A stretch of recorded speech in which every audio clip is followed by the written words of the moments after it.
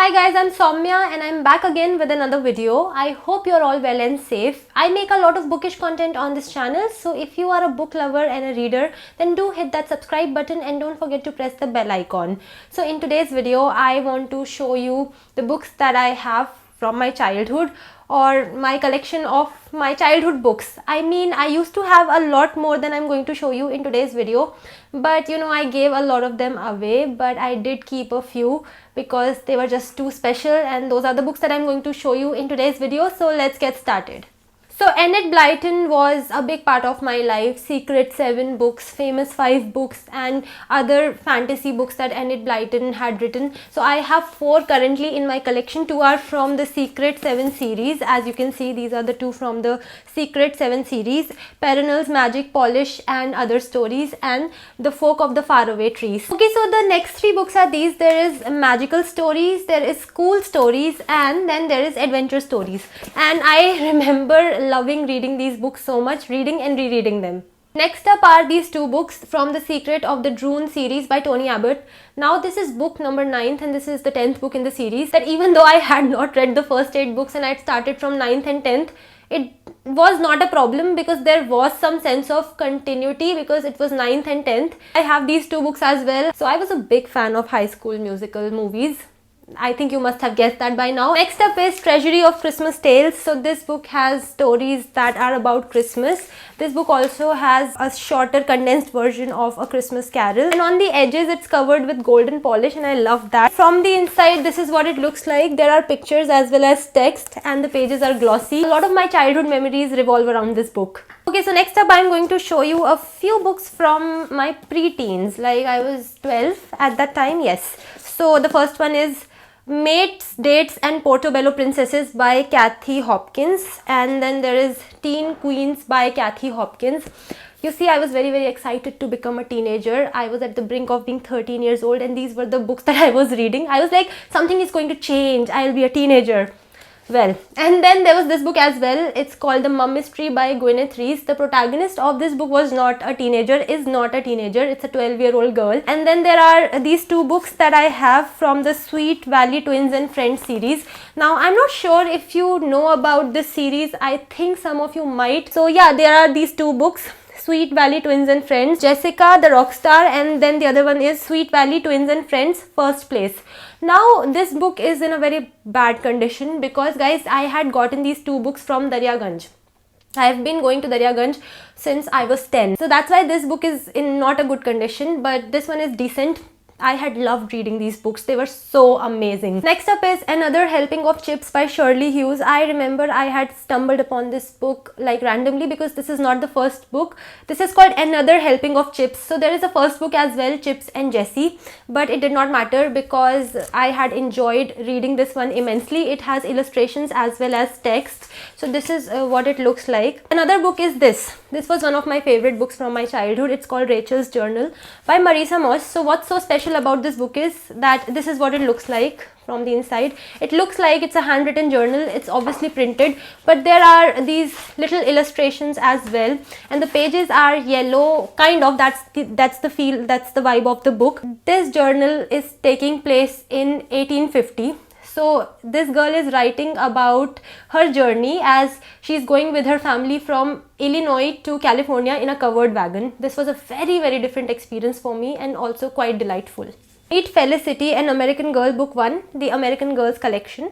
So this was a very different book for me and the pages of this book are glossy and it has illustrations as well. And then there is this edition of The Wonderful Wizard of Oz. It's quite obviously abridged. I mean, I do not doubt that in the least, but I had loved reading this edition back when I was a kid. And then I have these 2 books, Treasure Tracker series, In Search of the Egyptian Queen, Quest for the Cup. They have recurring characters. This book, it's called Amazing True Stories.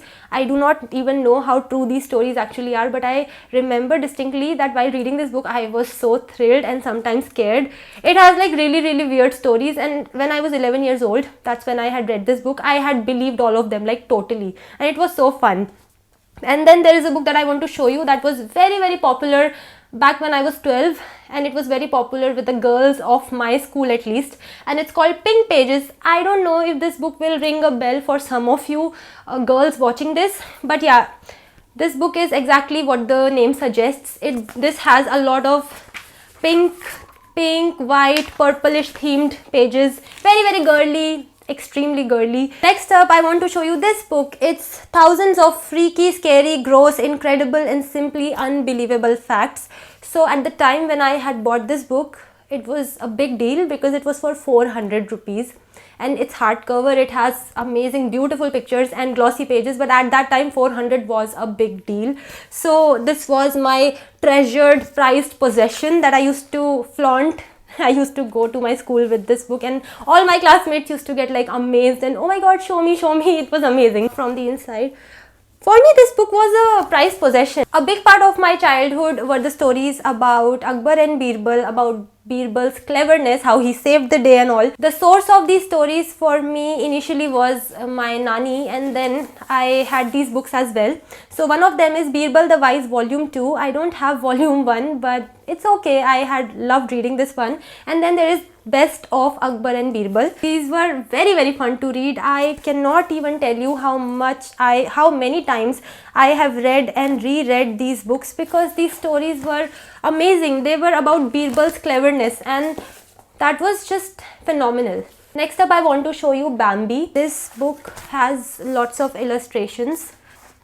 I used to love this book for obvious reasons, and I had gotten this from a bookstore in Connaught Place. Next up, I want to show you a few books that have stories and poems in them, and these are rather different books from my childhood. If my childhood was a bit unusual, it was because of these books to some extent, to be honest. Okay, so let's start with Magic and Laughter. So this one is mostly fantastic and only a little bit weird, but in a good way.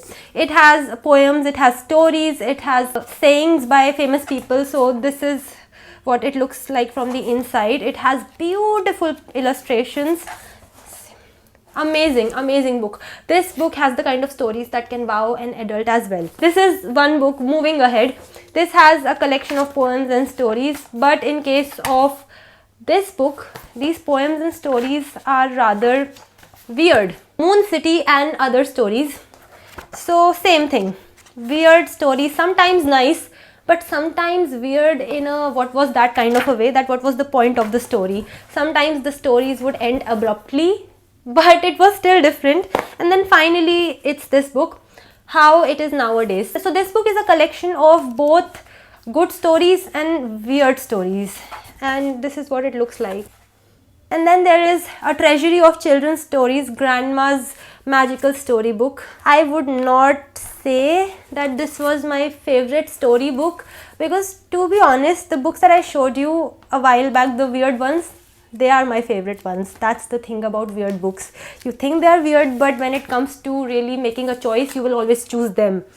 So next up, I have this book. It's called You're Invited to Mary-Kate and Ashley's Sleepover Party. So you must be aware of the Olsen twins, Mary-Kate and Ashley Olsen. So I think this book is like a book from one of the episodes of some show that they did, because it does not have illustrations. It has pictures, photographs. Back when I had read this book when I was 12, I had wanted to have a sleepover, to go to a sleepover. None of that happened, obviously. I experienced the sleepover through this book and it was fun. Next up, there is A Bad Azad, The Road to Inconceivable by J.M. DeMatteis and Mike Ploog. So I got this one when I was 11, and this book has illustrations as well as text, and it has glossy pages. It's very beautiful. The story is fantasy. Next up, I have a series of unfortunate events, The Bad Beginning by Lemony Snicket.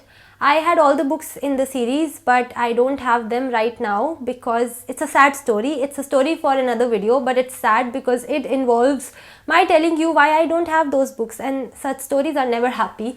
Anyway, I had read this book when I was 13, and I remember that I had been very scared of this book because it is depressing. Also, it's scary in a way where the villain is an adult who gives off really bad vibes. And finally, this book, A Treasury of Favorite Tales. So I had come back from my play school and my mother was like, here is a gift for you, and this was the gift, and this was my first ever storybook. You can say this was the beginning of my reading journey.